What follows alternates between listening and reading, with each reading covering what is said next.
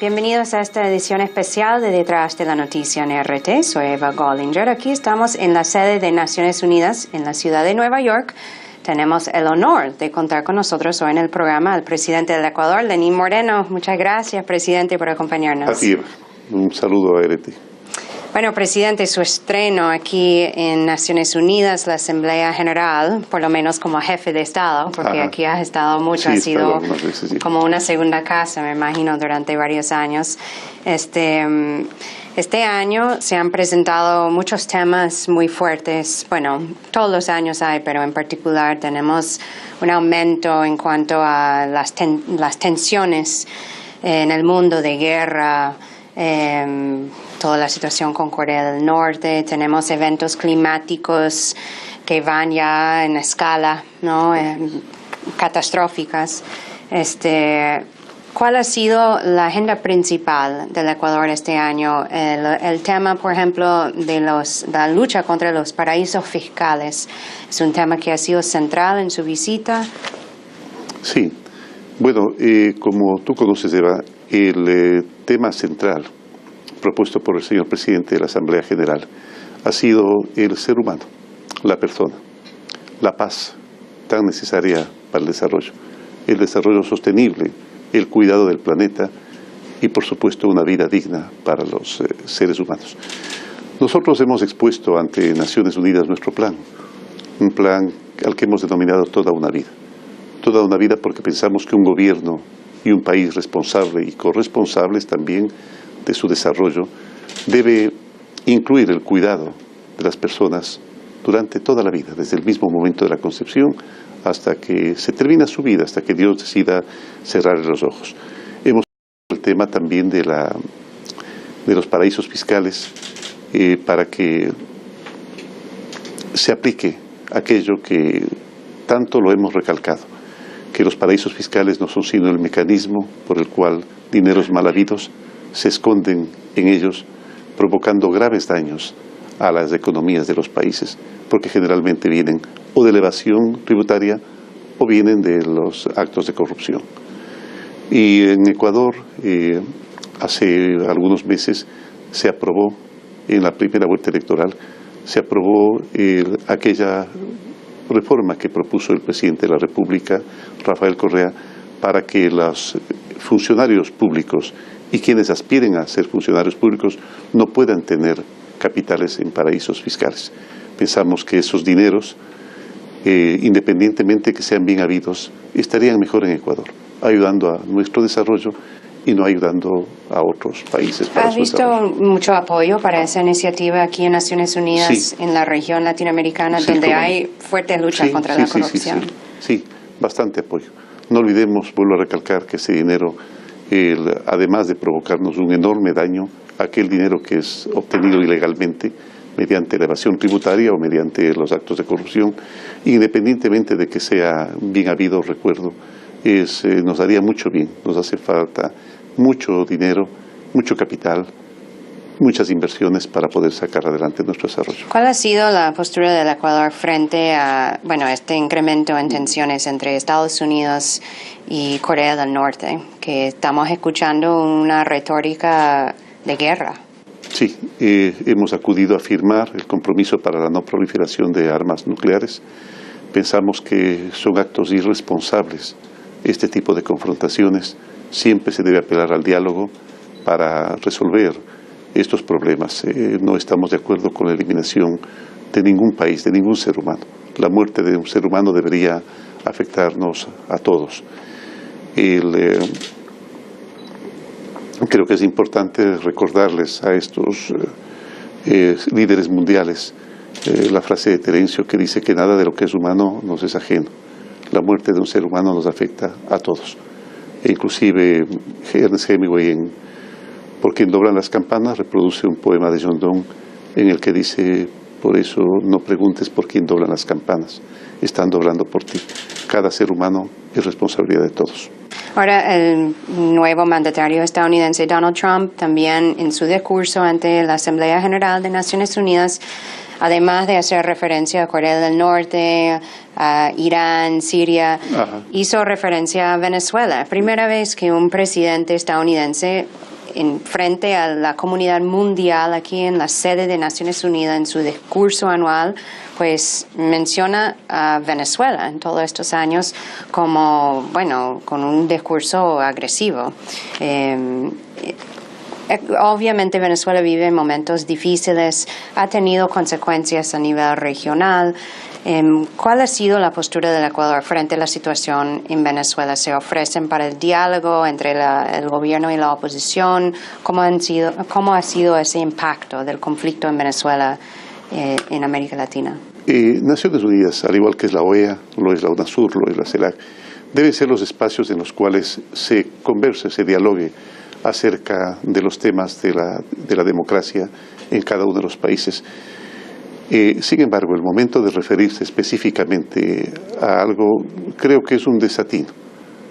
Se debe hablar en términos generales de lo importante de la democracia, de lo importante de evitar muertes innecesarias por causas políticas, de lo importante de que no haya presos políticos, pero en términos generales, no señalando con el dedo, no particularizando, porque es posible que a la final el dedo termine apuntándole a uno mismo.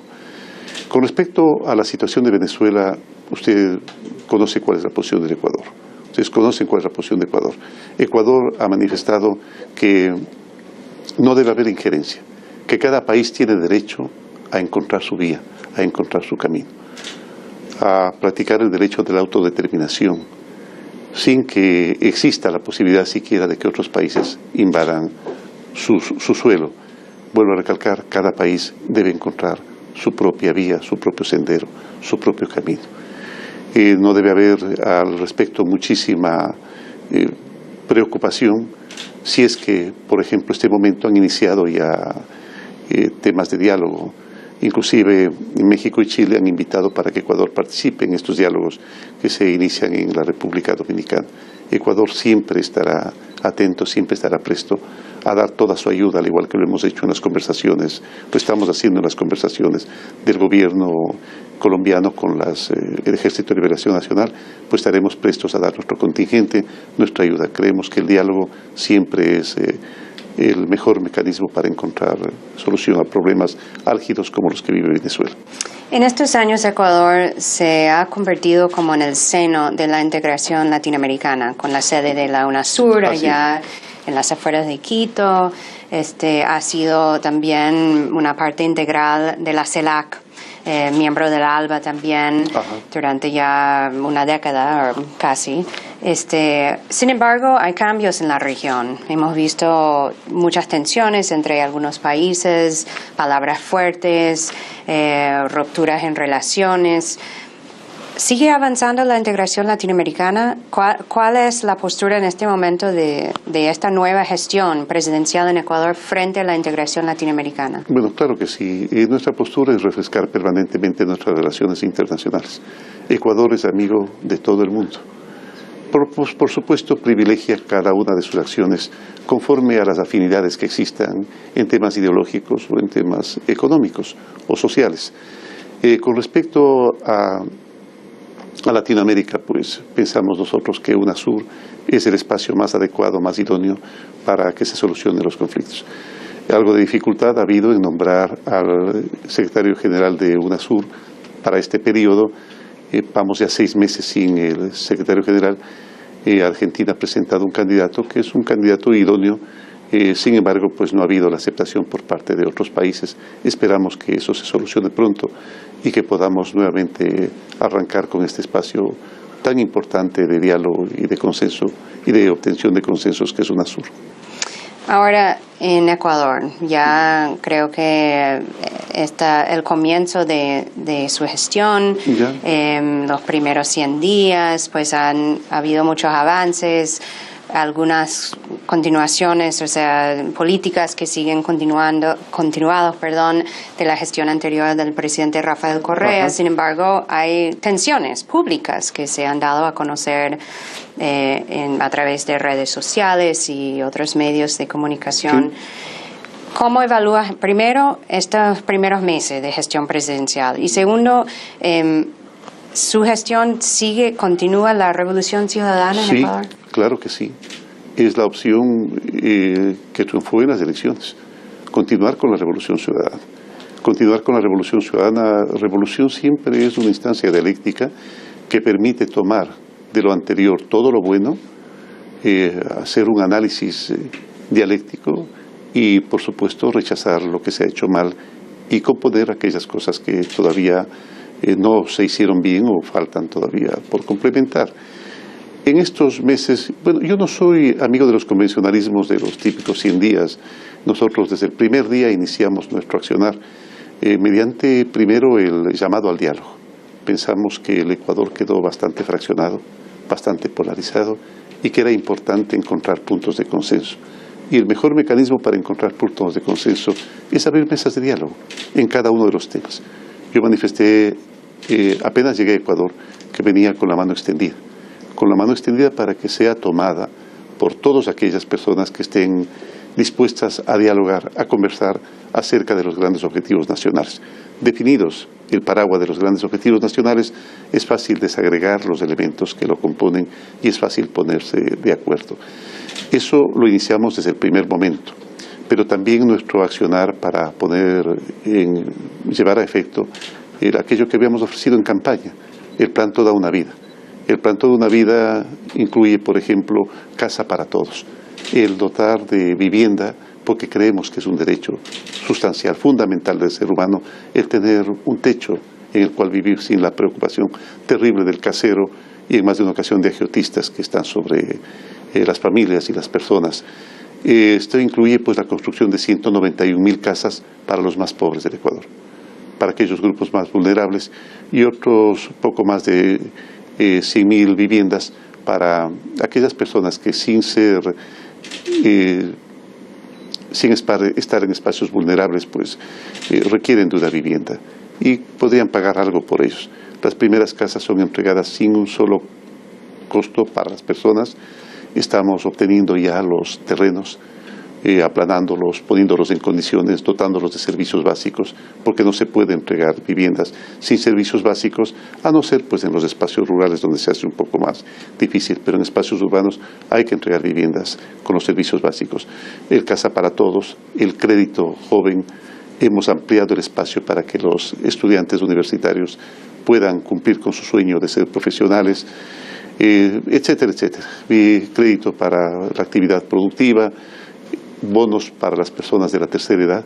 Estamos dando un bono, una pensión a las personas de la tercera edad y además les hemos garantizado un sepelio digno en el momento en que Dios decida apartarlos de la vida. Entonces, toda esta ha sido nuestra actividad.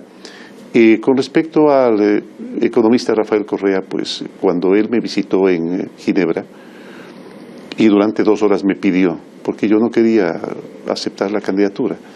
La verdad es que el poder poca atracción tiene sobre mí, Eva, le soy sincero.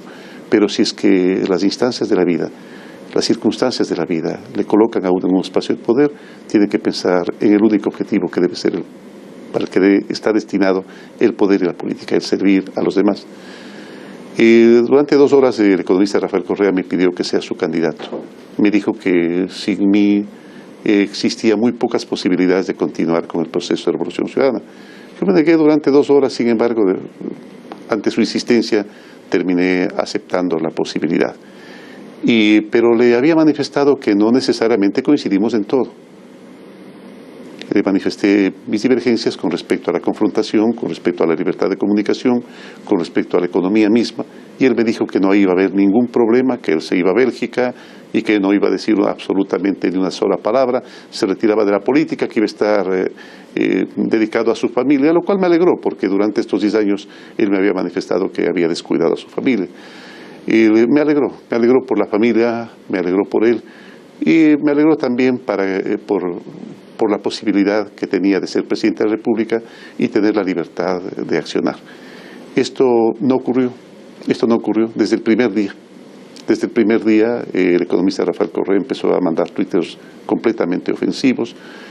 Yo como presidente de la República no le he contestado, no me he dirigido a él en ningún momento. Cuando escribo algún Twitter, no soy muy amigo de las redes, te confío. Cuando escribo algún Twitter lo hago en función de valores fundamentales del ser humano. Un presidente no puede estar confrontando con sus ciudadanos, cualquiera que éste sea, y un presidente debe comportarse. Trump. Un presidente debe comportarse, puede ser un ejemplo, un presidente debe comportarse con los valores que desearía que se comporten sus ciudadanos, con tolerancia, con respeto, con llamado a conversar, con llamado a dialogar, con un llamado a ponerse de acuerdo en lograr consensos mínimos, en lograr acuerdos que permitan hacer más llevadera la política, la vida social y la vida económica. A pesar de esas diferencias, el proyecto político sigue avanzando. Continúa. Y se van formando nuevos liderazgos en el país. Sí, yo he reclamado por aquello, siempre reclamé. No he estado nunca de acuerdo con las reelecciones indefinidas. Todo lo contrario, creo que hay que generar nuevos liderazgos. Creo que es una falta de respeto el querer postularse permanentemente. Creo que es una falta de respeto a una militancia que siempre tiene derecho a que se produzca la promoción de nuevos líderes. Es por eso que manifesté desde siempre mi inconformidad con que haya reelecciones indefinidas. El momento en que hay reelecciones indefinidas generalmente se provoca que en el entorno al poder se generen las condiciones electorales, sociales, políticas, administrativas, económicas para esa reelección. Y eso hace que el mandatario no piense en el futuro del país, piense en el futuro de él como candidato en las próximas elecciones. Se piensa en las próximas elecciones y no en el futuro del país. Has hablado de una consulta popular. ¿De qué consiste? Bueno, la consulta popular es un derecho que tiene el mandatario y también por iniciativa ciudadana o por iniciativa también de la Asamblea Nacional. Es un derecho que tiene el mandatario para consultar al pueblo acerca de temas fundamentales. Es por eso que tiene que pasar primero por la aprobación de la Corte Constitucional. El día 2 de octubre plantearé las preguntas. Estoy receptando opiniones, criterios, críticas inclusive a lo que se ha hecho, a lo que se está haciendo, para poder tener bastante claro el espectro de preguntas que vamos a plantear en la consulta. ¿Sería una consulta vinculante en lo que se decide? Así es. No olvidemos nosotros que los mandatarios no somos sino eso, mandatarios de nuestros mandantes. Los mandantes y el pueblo el poder reside fundamentalmente en el pueblo. A nosotros nos delega el poder. A nosotros se nos delega el poder. Pero cada vez que sea necesario, tantas y cuantas veces sea necesario, hay que devolvérselo al pueblo para que él decida sobre cosas fundamentales. Ahora volvemos al escenario internacional. Las relaciones de Ecuador con Estados Unidos han sido relaciones un poco tensas durante estos años. Ahora hay un nuevo mandatario aquí en Estados Unidos que tampoco parece muy fácil relacionarse con él sobre temas, por ejemplo, de la migración, porque ha asumido una postura muy antimigrante dentro de Estados Unidos. Y en cuanto a su política exterior, la migración es un tema importante para Ecuador. Tienen muchos migrantes ecuatorianos que residen en Estados Unidos. ¿Qué esperas de la relación con el gobierno de Donald Trump y cuáles serían los temas en común con los cuales pueden avanzar la relación y cuáles serían los puntos de tensión? Bueno, cuando el señor Donald Trump ganó las elecciones y se me inquirió, se me consultó acerca de ello, yo había manifestado que respetamos completamente como debe ser el pronunciamiento democrático del pueblo de Estados Unidos y que nosotros haremos un llamado al nuevo presidente para conversar, para dialogar acerca de temas que tenemos en común, como el tema precisamente de nuestros migrantes. Es, digamos, el tema más álgido. Nosotros hemos hablado de refrescar nuestras relaciones económicas con Estados Unidos. Estados Unidos es el origen de nuestras importaciones en mayor cantidad y también es el destino de nuestras exportaciones. Nuestras relaciones deben ser buenas relaciones, pero por supuesto no coincidimos necesariamente con la posición ideológica del señor Trump, principalmente en lo que se refiere a los migrantes, porque afecta a nuestros migrantes. El Ecuador tiene por lo menos 1 millón de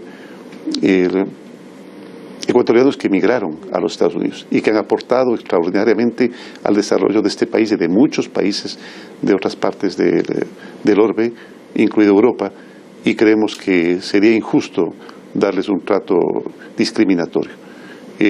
Recordemos que tenemos una nueva ley de movilidad humana que obliga al Estado ecuatoriano, que obliga a sus gobernantes a prestar todo el apoyo a nuestros migrantes para que no se violen sus derechos humanos, para que no sean deportados. Y esa es nuestra tarea fundamental acá en los Estados Unidos. Y más allá de la relación con Estados Unidos, Ajá. también en estos años Ecuador se ha acercado mucho a Rusia. Ajá. Han establecido una relación pues más cercana que en años anteriores. ¿Cómo ves la relación? ¿Que va a continuar lo que ha sido ese acercamiento entre Ecuador y Rusia? Bueno, nosotros admiramos mucho a esas potencias que en base a trabajo, a esfuerzo de sus ciudadanos están saliendo adelante y llevan prácticamente la batuta del desarrollo tecnológico y científico. Al igual que admiramos a Estados Unidos, a su pueblo extraordinariamente trabajador y a su desarrollo científico y tecnológico, también hemos aprendido y por nuestra relación mejorado nuestra apreciación y nuestro afecto al pueblo ruso. Y admiramos su cultura, admiramos la belleza de su paisaje, el esfuerzo que hacen sus habitantes por salir adelante y por supuesto también su desarrollo científico y tecnológico. Pensamos que debemos acercarnos bastante más a países como Rusia. En el gobierno anterior se hizo un acercamiento primero, pero no con la intensidad que hubiéramos querido. Y sin embargo estamos muy agradecidos con el gobierno ruso que ha permitido que casi 10.000 estudiantes estudien sus carreras en su suelo. Hemos establecido algo de relación económica, sin embargo estamos trabajando en las relaciones bilaterales para mejorar cada momento este tipo de relación. Vuelvo a recalcar, es nuestro esfuerzo que se refresque las relaciones internacionales, que se aumente nuestro contacto con aquellos países con los cuales somos complementarios. Con Rusia somos complementarios. La gran cantidad de nuestros productos no se producen en Rusia y por supuesto necesitamos la transferencia tecnológica que Rusia ha desarrollado. Ahora, uno de los temas que ha puesto a Ecuador en el escenario mundial, que no ha sido tanto por su delicioso chocolate y sus rosas bellísimas, sino el caso de Julian Assange, que sigue residiendo en la Embajada de Ecuador en Londres, a pesar de que ya desde Suecia el caso o la investigación contra él no existe. ¿Cómo ves ya con Julian la relación? ¿Van a seguir protegiéndolo? Bueno, el Ecuador decidió darle asilo al señor Assange porque consideraba, como él creía también, que su vida corría peligro. Ecuador no tiene pena de muerte, por lo tanto está perfectamente dentro de su ámbito y su derecho el haber acogido al señor Assange. Vamos a seguir protegiéndolo mientras creamos que su vida puede correr peligro. Pero al mismo tiempo le hemos hecho un llamado a que no opine acerca de la política de Ecuador ni la política de los países amigos. Su situación, nosotros consideramos, no lo permite. Él lo va a seguir haciendo por respeto al derecho a la comunicación y a la información. Nosotros lo hemos permitido, pero siempre hacemos un llamado a que no lo haga. Para finalizar, presidente, nos vimos hace unos años aquí en Nueva York para una entrevista. Me habló mucho de, sus experiencias personales y que uno de como sus puntos de referencia ha sido guiarse por el humor y el amor. Así es. Esos dos conceptos siguen presentes en su gestión presidencial? Siempre acudo al humor. Y el amor no es sino un paraguas de valores que alberga a todos los demás valores. Sin amor realmente el mundo no funcionaría y sin humor funcionaría mal. Entonces el humor siempre además es una de las mejores instancias para llegar a acuerdos. Generalmente una sonrisa es la mejor forma de acercarse a la gente. Una broma no agresiva siempre es un mecanismo idóneo para lograr de la otra persona pues la empatía que se requiere para llegar a acuerdos fáciles, acuerdos mínimos. Bueno, presidente, ahora sí, muchas gracias por su tiempo. Sé que tiene una agenda muy ocupada aquí en Naciones Unidas. Así es. Muchas gracias. Un abrazo. Y gracias a ustedes por acompañarnos hoy en Detrás de la Noticia. Me pueden seguir vía Twitter, @EvaGollinger, también en nuestra página web en actualidad.rt.com. Hasta la próxima.